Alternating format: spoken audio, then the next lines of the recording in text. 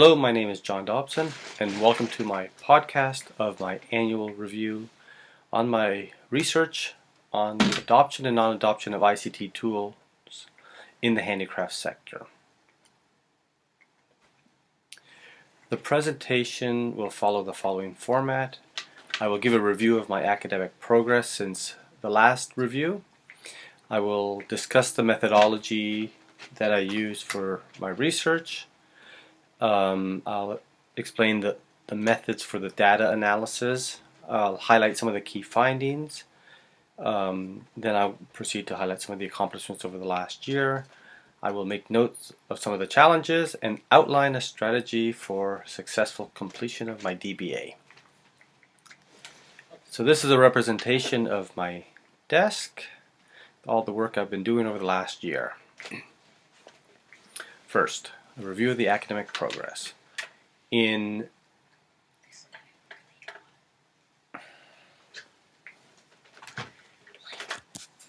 Bruce? No, but seriously. What do you mean getting really hot? It's like... It's okay, that's how it works. It's okay. Dad's shutting it off in 15 minutes. Oh. He's not leaving it there tonight. And you can't move and swing your legs. Why? Okay? It's set up for his legs so that they can see his picture. Is that the same place it was before? Let me look. You can't touch this.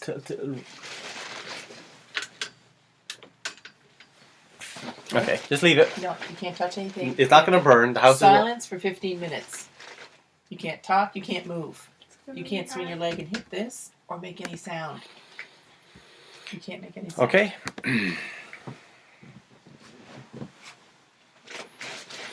Hello, my name is John Dobson, and welcome to my podcast of my annual review of my doctoral research on the adoption and non-adoption of ICT innovations in the handicraft sector.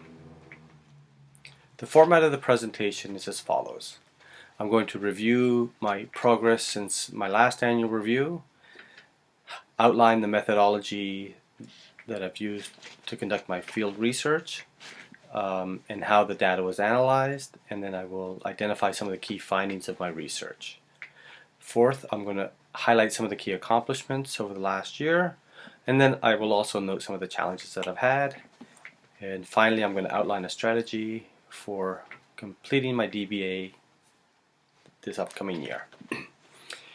What you see here is a representation of my desk.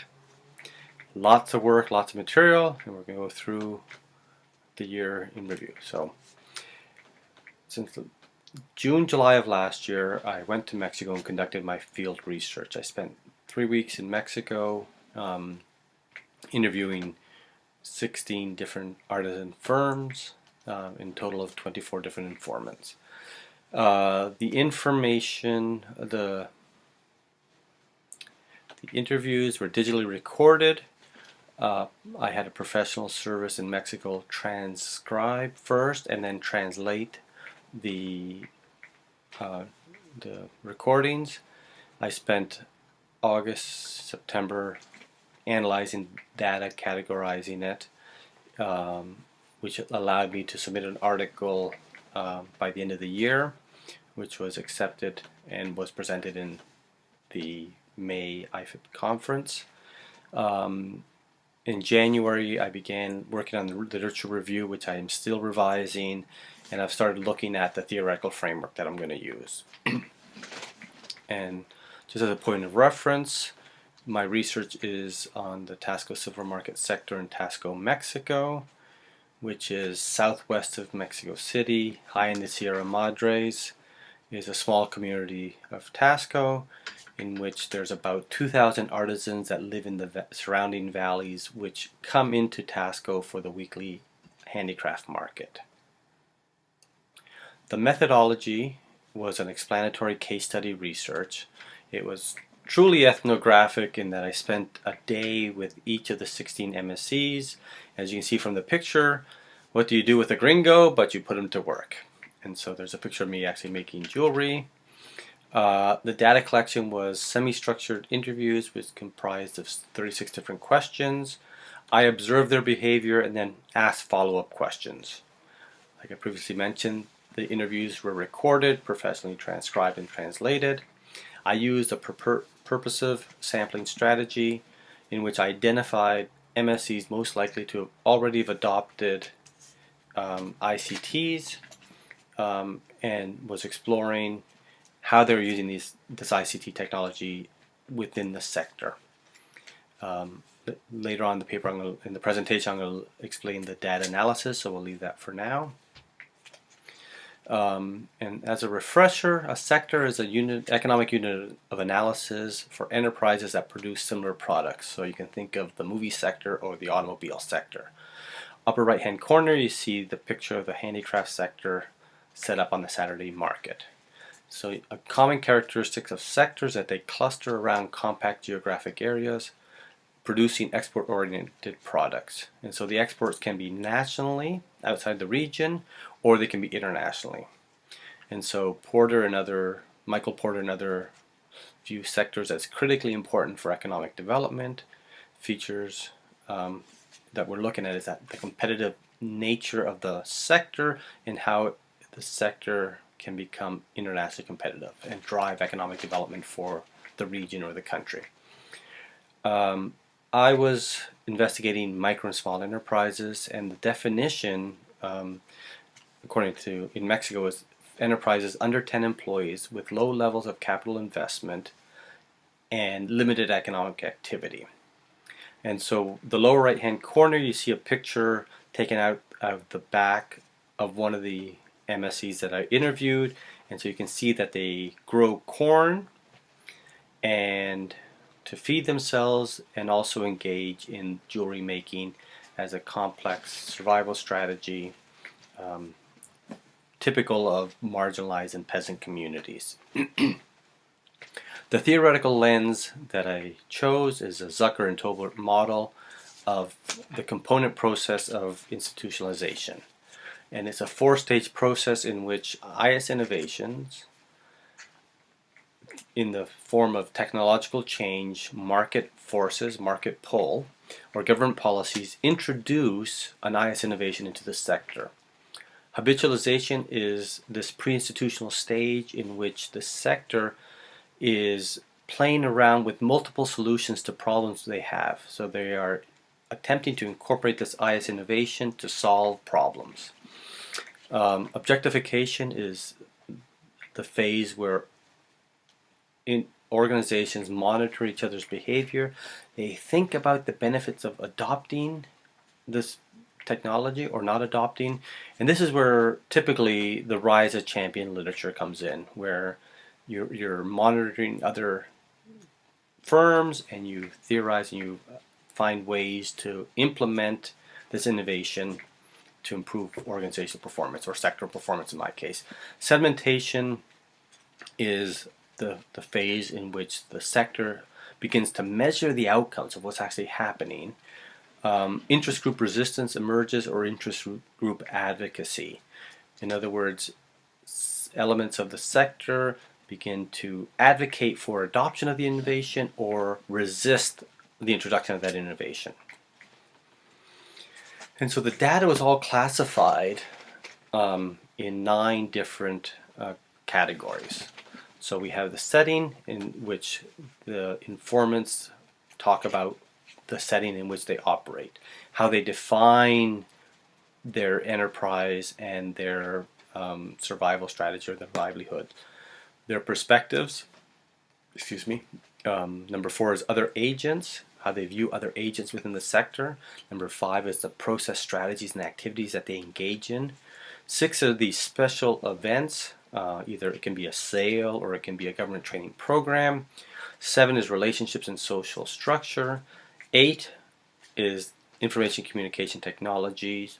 I had that as a separate category, but in retrospect, it should actually be 4.1, which is another agent. So we have other agents plus a subsection for ICTs. And similarly, 9 I have as piracy, because I'm interested in the high levels of piracy within the sector. But in fact, 9 should really be 5.1, because piracy is a process, strategy, and activity that's conducted within the sector. So moving forward, I will move those subsections into the appropriate classifications. And so the way the data was analyzed is that I would listen to the digital recording while reading the transcription. And what I was looking for is the elements of innovation, visualization, objectification, or segmentation. And so IS innovation was, let me go back a couple, sorry. IS innovation I highlighted in red, visualization in green, objectification in purple, and segmentation in blue. And so what I did is I copied over a sample of the first contact that I interviewed. And so you see the 9 classifications on the left. You have the setting, the definition, the perspectives, and the bigger column is where I would transfer material from the transcription into these silos where I felt they fit the best. After doing that for all 24 informants, I went back and then I color coded each of the comments as to where I thought they fit. And so when you look at IS innovation, we see no government help, government programs are infrequent, the programs that are available are only available for the elite. And so when you look at perspectives, I found within this informant a lot of segmentation, asking them why he's doing, as he was explaining why he was making jewelry, he explained that it was the tradition in that community to make jewelry, that he started his own enterprise because he wanted to be his own boss, and the reason was that he needed to have his own stake in the world, which is common in subsistence farming where adult children move on and get their own plot of land. And so further on we have other agents, process, strategies, and activities. And one of the comments on the other agents is others will copy my designs if they have a chance. And this idea that the only time I could not deliver on time, it was somebody else's fault. I used to have workers, but they would steal from me. So now it's just me and my wife. So you have this process where they're really deeply rooted beliefs as to how to operate within this sector. And then we have events and relationships and social structure and ICT. And so within relationship we have the comment, his comment was, I treat my employees honestly. And if you read the rest of the transcription, he's very emphatic, always, always, always, I treat them honestly. And it's the sense that it's reciprocal, they treat me well. Further in the discussion, he mentions that, however, the pendant supplier is ripping me off, but it's not worth my while to find someone else or to do it myself.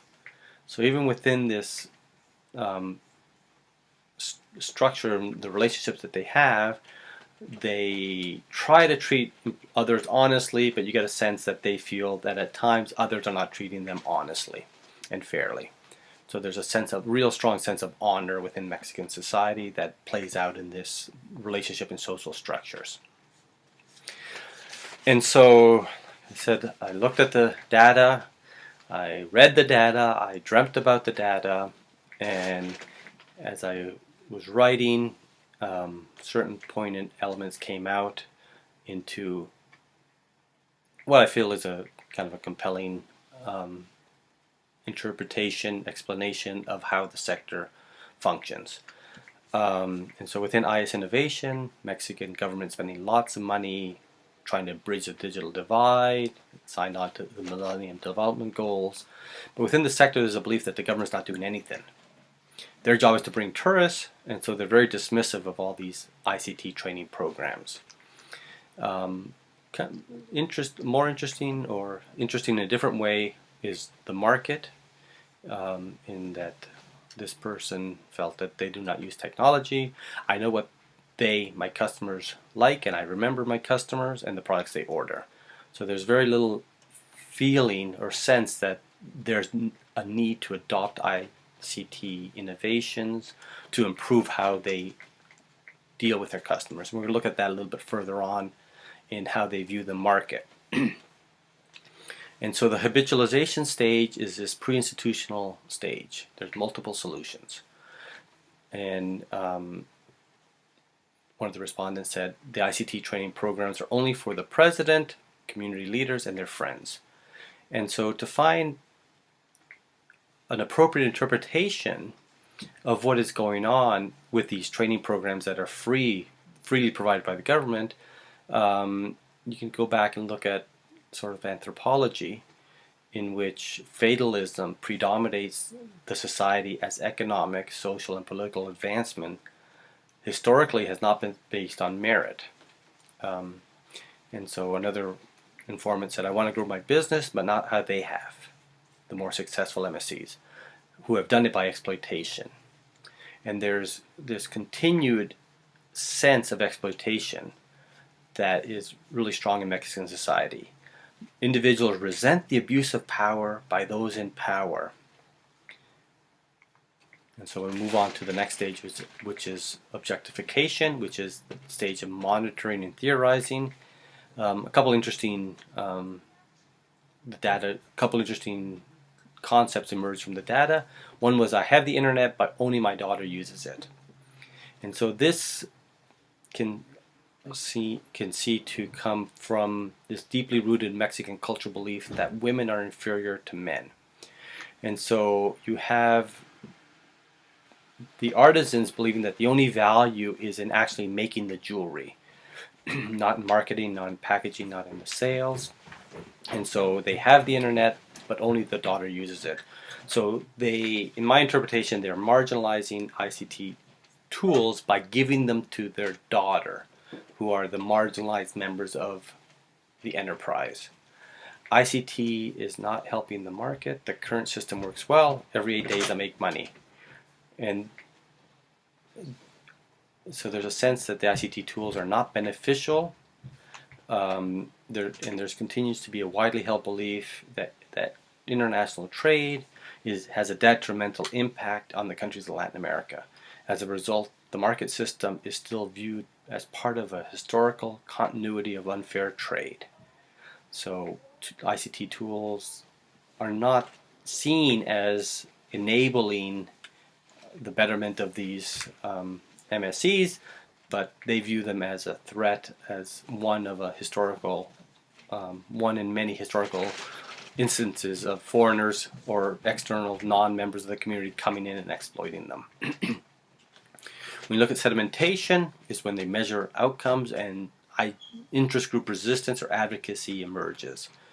And so one informant said, to succeed, you need to exploit others.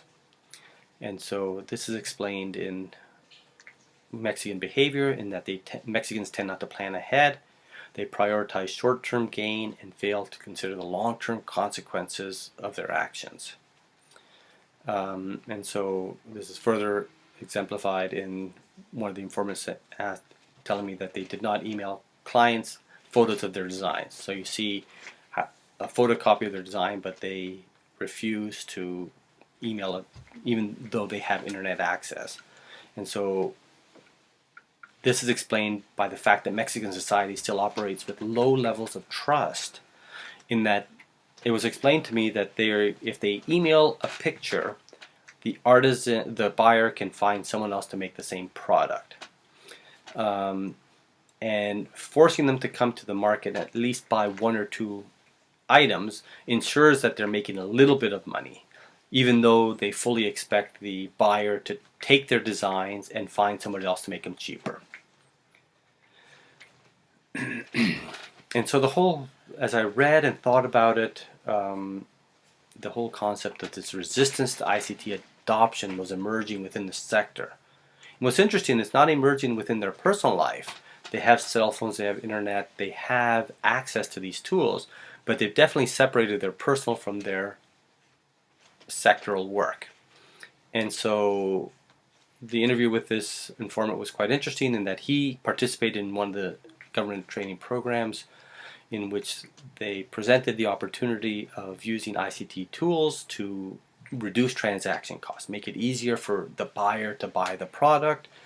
And so he in discussions with the buyer and the other artisans, offered to act as a consolidator. In other words, he was going to take the order from the supplier who was in New York and give the orders to the individual artisans, collect the orders and ship them to the buyer in New York. Exactly what we would expect, or one of the things that we would expect ICT tools to do in reducing the transaction costs.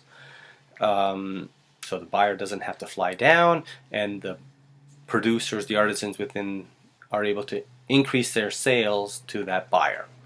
And so they did it the first time and it worked well. And when he tried it the second time, the artisans refused to give him the product. And he explained it as this way: something inexplicable happened. Maybe they're idiosyncratic. Sometimes they prefer selling their merchandise to a wholesaler that doesn't treat them as well as I do. So you see again this sense of honor. But they left me hanging. I was selling that merchandise, but for a strange reason, once I started to ask for more, they would stop supplying me. And I looked bad in front of the client. And so it was on the repeat order in which they refused to sell him the product.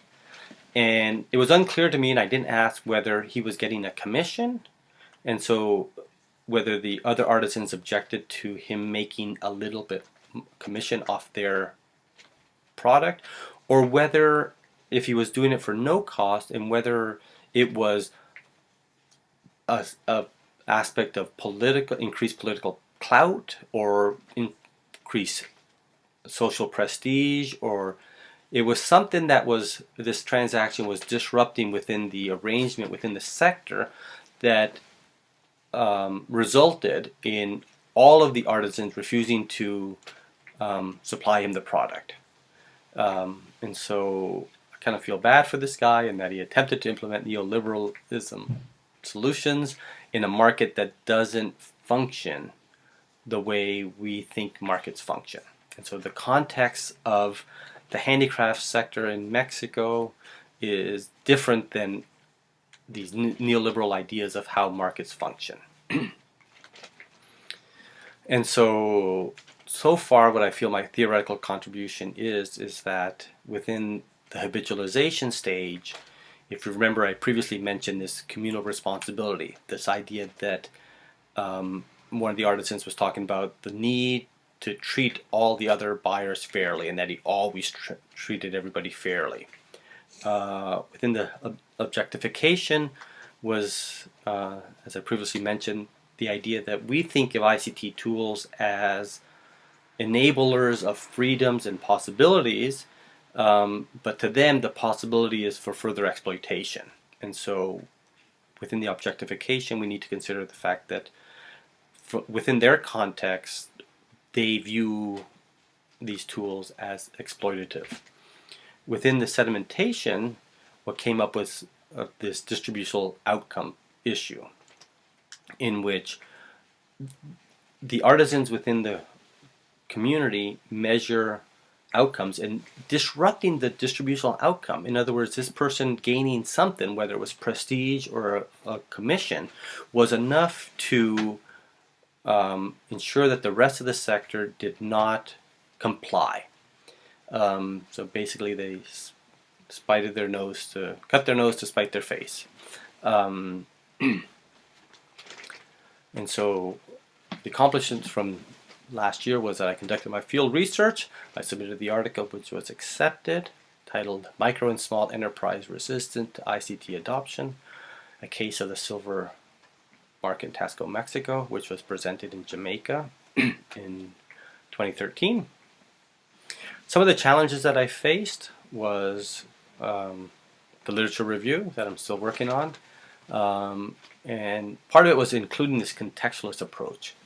There's so many different contextual approaches that I found it hard, I'm still finding it hard to find sufficient research on sectors. Most of it is done on individuals and organizations. And the third challenge that I'm facing is that attempting to incorporate transdisciplinary components to my research, which Walsham and others strongly advocate is important to helping understand and interpret the phenomenon that we're researching And so the disciplines that I'm looking at are the sector, the family, peasant communities, anthropology, psychology for motivation, and marginalization, issues around marginalization.